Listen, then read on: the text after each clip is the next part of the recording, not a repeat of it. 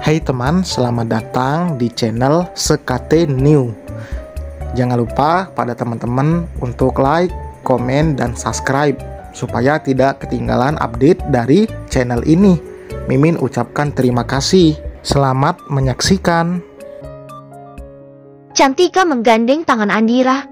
Digenggamnya jemari wanita itu untuk menyalurkan energi positif dalam dirinya, menghadapi parasit seperti mantan suaminya itu. Apalagi melihat anak tirinya terlihat gugup, wajahnya juga berubah pucat. Entah apa yang dipikirkan Andira saat itu. Dira, kamu harus berani menatap matanya. Kalau kamu kayak gini, kamu terlihat lemah, bisik Cantika. Seketika Andira mengangkat wajahnya perlahan, mulai berani membalas tatapan mata suaminya yang sayu itu. Silahkan duduk Pak, Bu, agar bisa kita mulai sidangnya. Hakim moderator mengarahkan mereka semua untuk mencari tempat masing-masing. Neisen duduk di bangku sebelah kiri, sedangkan Andira ditemani oleh pengacara dan juga Cantika duduk di bangku sebelah kanan. Sebelum sidang itu dimulai, Neisen berharap akan diberi waktu berdua dengan istrinya oleh hakim, agar ia bisa bicara dari hati ke hati. Kali ini nasib baik masih berpihak kepadanya, seperti yang terjadi dengan Cantika. Dulu, hakim memberikan waktu mereka berdua untuk saling bicara. Sebelum sidang ini dimulai, saya akan memberikan waktu untuk suami istri agar saling bicara terlebih dahulu, ujar lelaki berjenggot panjang itu bijaksana. Perceraian memang diperbolehkan dalam agama kita, tetapi itu sangat dibenci oleh Tuhan kita. Maka ada baiknya kalian saling bicara. Ungkapkan apa yang mengganjal di hati kalian berdua, ujar lelaki itu. Mata Neisen dan Andira saling bertemu. Itu yang membuat Andira merasa takut jika dibiarkan berdua saja dengan suaminya. Andira tahu seperti apa Neisen itu. Apapun akan dilakukan demi tujuannya. Sadar kalau Andira sedang tidak baik, Cantika tetap memberikan semangatnya. Sebelum ia keluar, Cantika sempat membisikkan sesuatu di telinga anak tirinya. Kamu nggak sendiri, Dir. Jangan takut, Neisen sudah tidak punya kekuatan apapun sekarang. Coba kamu lihat, bayar pengacara aja dia nggak mampukan.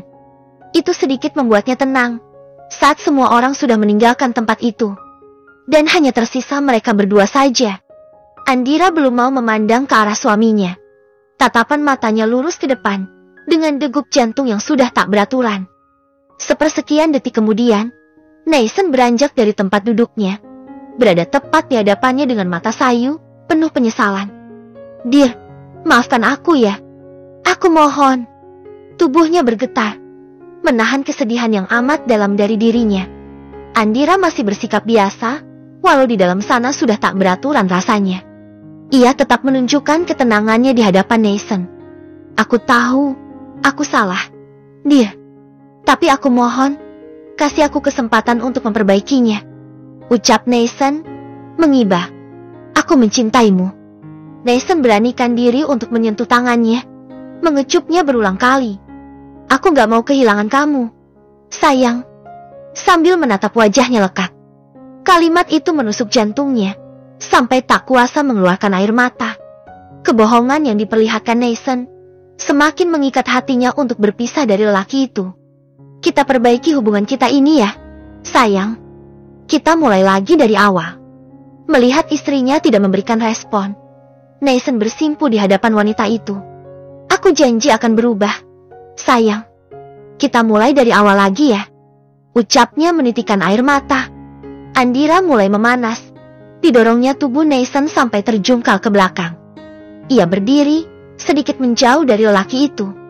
Simpan air mata buaya kamu itu, Nan. Aku muak. Aku jijik mendengarnya. Sudah berapa wanita kamu kasih kata-kata cinta? Hah? Setengah berteriak ia menunjuk wajah suaminya. Apa kamu lupa? Dan kamu juga pernah melakukan itu saat akan cerai dari Cantika. Kamu juga pernah mengemis cintakan sama mantan istrimu itu. Kami bukan wanita bodoh yang gampang kamu bodohi. Lelaki pecundang kayak kamu selamanya cuma akan jadi parasit aja, bentaknya. Keluar sikap aslinya. Maaf, sampai kapanpun aku gak akan pernah sudi kembali sama kamu. Dengan tegas ia katakan itu, lalu keluar dari ruangan itu. Sial, brengsek. Gimana ini mereka sudah bersatu rupanya. Ah, Teriaknya frustasi. Semua rencananya berakhir berantakan. Sidang berjalan dengan lancar. Berbeda dengan saat bersama Cantika dulu. Proses mediasi diberikan waktu 2 kali oleh hakim. Kali ini hakim hanya memberinya 1 kesempatan saja. Mengingat semua bukti perselingkuhan Nathan sudah jelasnya. Sedang dalam undang-undang sudah tertulis dengan jelas jika salah satunya ada yang melakukan perselingkuhan, maka bisa menggugat cerai, dan prosesnya juga tidak ribet. Sidang keputusan akan saya sampaikan 2 minggu lagi. Mohon sabar menunggu, ucap hakim. Andira merasa lega. Bisa menghadapi hari ini dengan baik. Semangat ya, sayang, ucap Samir datang menjemput 2 kesayangannya di kantor polisi.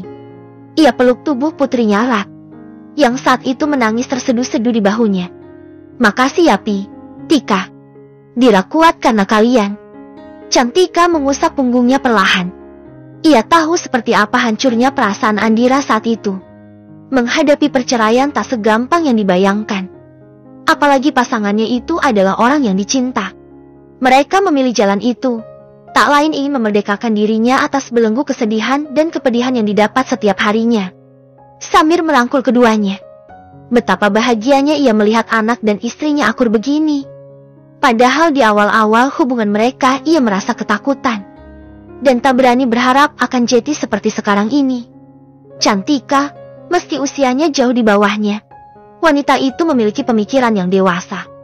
Menyikapi masalah bukan hanya dilihat dari satu sudut pandang saja, melainkan dua-duanya. Ia bersyukur mendapatkan hati wanita itu, bisa menjadi penengah dalam hubungannya dengan sang putri. Kita harus rayakan ini, ya. Jemput Tegar dulu ya, sayang. Samir akan membawa mereka ke suatu tempat yang sudah dipersiapkan olehnya jauh-jauh hari. Sekaligus memperkenalkan rekan bisnisnya yang mengelola asetnya selama 2 tahun terakhir ini. Sebelum itu, ia menjemput Tegar agar ikut serta merasakan kebahagiaan mereka. Meski bukan anak kandungnya, rasa sayang terhadap anak itu sama besarnya seperti mereka berdua. Tegar sudah ada dalam gendongan Andira saat itu. Mereka berdua duduk di belakang. Sementara Cantika dan Samir duduk di jok depan. Samir sengaja membawa mobil itu sendiri, tujuannya biar puas saat jalan-jalan nanti. Kita mau kemana sih, Dad? Tanya Cantika penasaran. Sedari tadi belum nyampe juga ke tempatnya. Lama amat, pegel nih. Protesnya, mulai pasang bibir monyongnya. Tunggu dong, Yang. Bentar lagi nyampe kok. Entar deh dipijitin deh kalau pegel, sahut Samir. Cantika nengok ke belakang. Andira tertunduk malu melihat kemesraan mereka. Dad, ih malu tahu. Sama siapa? Yang. Anak kita lah. Santai aja Mam. Nggak usah malu juga kok. Tegar kan ada Aunty yang jagain. Iya kan, Deh? Sahut Andira. Ngajak bicara Tegar. Tuh kan, mumpung ada yang jagain Yang. Gaspol yuk. Tawa renyah menggema di dalam mobil yang mereka naiki. Seolah tak ada masalah sedang dihadapi. Mereka sampai di depan sebuah resto bertema pedesaan. Cukup banyak pengunjung yang datang di resto itu. Samir mengajak mereka turun. Wah keren ya, adem banget di sini.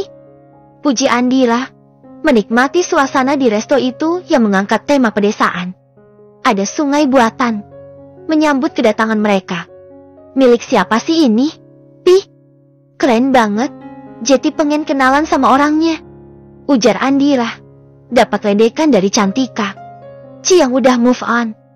Ih Tika, nih. Gak apalah, kamu emang harus cepat move on. Dir, udah. Gak usah ribut dulu. Dir, ini resto akan Jeti milik kamu, ucap Samir, membungkam mulut Andira.